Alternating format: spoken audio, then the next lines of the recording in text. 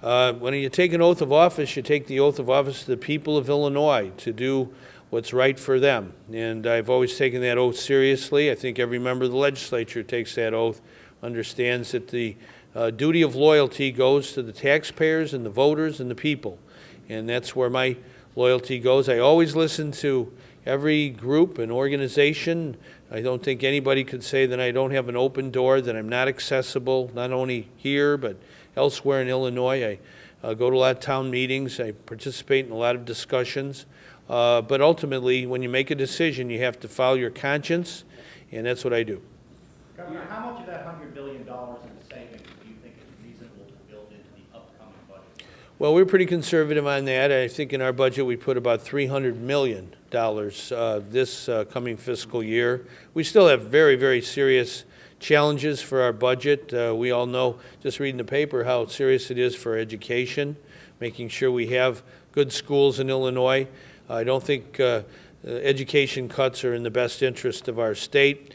There is an alternative to that I've spoken about. But I think a lot of taxpayers that I've spoken to have said it's very, very important for state government to show in a crystal clear manner that the state of Illinois is ready to cut costs and take on very difficult assignments when it comes to restructuring the government to make it more economical for the taxpayer. And that was taken yesterday. I think that was, frankly, necessary before any discussion on revenue comes along. We have to show that the number one way of saving money, which every commentator, everyone who's looked at our budget has said, you have to deal with the public pension issue. And we did yesterday in a historic way. This day will go down in history, I think, as a day where members of the legislature came together and took on the toughest challenge when it comes to cost savings that Illinois has today and will have for years to come. So I think the voters will appreciate the fact that we understand that before you talk about revenue, it's important to talk about saving money for the taxpayers and restructuring the government, restructuring the way public pensions are done statewide and locally as well. So, Governor, do you think this makes it easier to get your tax increase? Well, I think the most important thing that we need to focus on today is that something happened in the last 24 hours that will save over $100 billion for taxpayers in the next generation. That's a lot of money. And it's important because we understand we have serious pension challenges. We have to get that situation under control, and I think the steps yesterday are important in that regard. And then also it does regard saving some money in our current upcoming budget. That's important for the taxpayers, and it'll save much more as years go on. So we have to tighten the belt. We have to do things in a different way.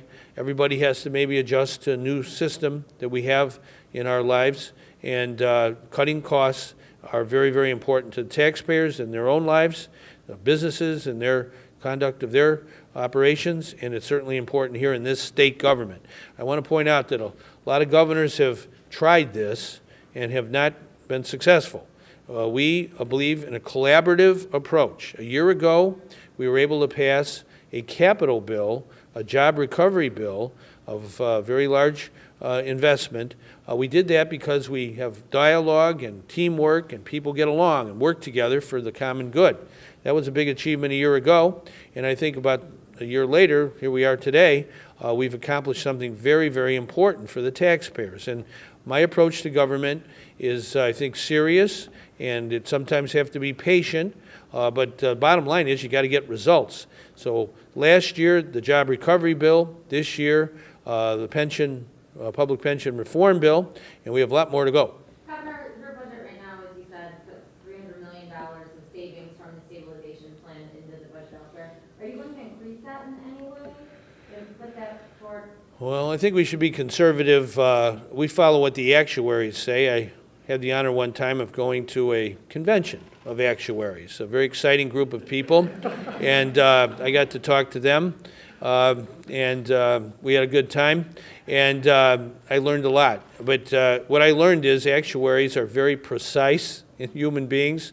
Sometimes they take a while to get their final result, but they're well trained. It's a very difficult science, and if you master that science, people should pay attention to you. So we will be consulting actuaries with respect to the precise savings and such over the long period of time. Sometimes estimates can be a little bit different. It's a little bit like appraisal. You know, you sometimes get several appraisals and then you get the fair market value of real estate. Same way with respect to this. There's an actuaries that work for our state pension systems, actuary, I believe, with the COGFA group, and there's private actuaries too. So bottom line is, I think everybody would agree that the steps made yesterday would save at least $100 billion or more dollars, and that's a lot of money. Is this your way of telling taxpayers, hey, we did our part, we're tightening our belt, we're looking long-term, now it's time for you to Well, for the tax hike? what I have heard from taxpayers since I've been sworn in is the importance of fundamental restructuring and reform of state finance. Yesterday was the biggest step taken in a generation or more in that regard.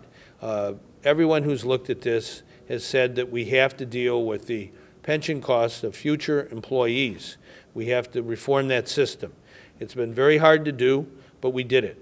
And I think it's a great accomplishment. And I think that it will be appreciated by taxpayers. And it's important that we listen to taxpayers, that they come first. Taxpayers first, that's my philosophy. Of all the things that I've heard in this job that I've had over the past year, taxpayers have brought to my attention over and over again the importance of reforming the state pension system. You know, in the recent campaign, the primary campaign, I took that position. It wasn't easy. Some people disagreed with it and didn't support me. But nonetheless, I won the primary, I think, because I'm willing to get in the arena and take tough positions that are necessary for the common good. And I will continue to do that as long as I'm governor.